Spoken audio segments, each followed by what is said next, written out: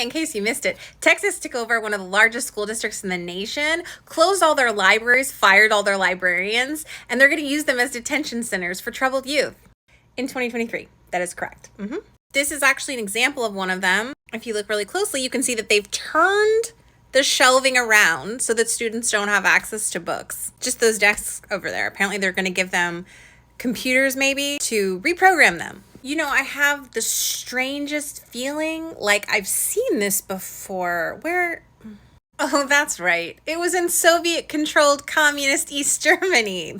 How could I forget that they had these youth centers where they would send troubled teens, controlling all of the education that they received? The task of this particular institution was to prepare young people for their willingness to reinstate as members of a socialist society. That's interesting because the Republicans, the only thing they hate more than socialism is democracy. This has been happening for a while because the state of Texas took over the Houston school district back in the spring, citing years of poor performance. This happens a lot all over the country, specifically in lower performing districts, which oftentimes happen to be those that are minority communities with Black and brown students. Oftentimes underfunded, but expected to perform at the same level as their wealthy counterparts. The new superintendent is a former Army Ranger with zero experience in public education. This is also pretty common for Republicans to take people who've had absolutely no experience in the classroom or supervising classrooms and put them in positions of leadership.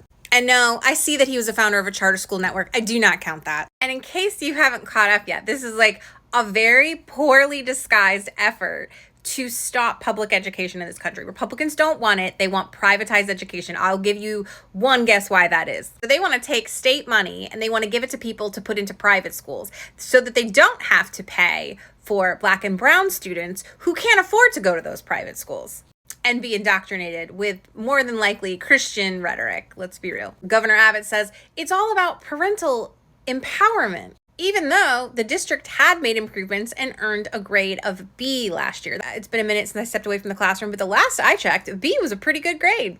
I've said it before and I will say it again as long as I have breath in my body. This is the new Republican Party and this is their plan. If you are rich, white, and evangelical Christian, that's probably the party for you. But for everybody else, it's really time to pay attention to your state and local elections, your school board meetings, anything you can get to and voice your opinion on so that this doesn't happen in your district. Remember, every accusation is a confession, and this is the party of fascism now. They're the quickest to call out socialism and communism, when in reality, they will be the ones that are the authoritarian regime.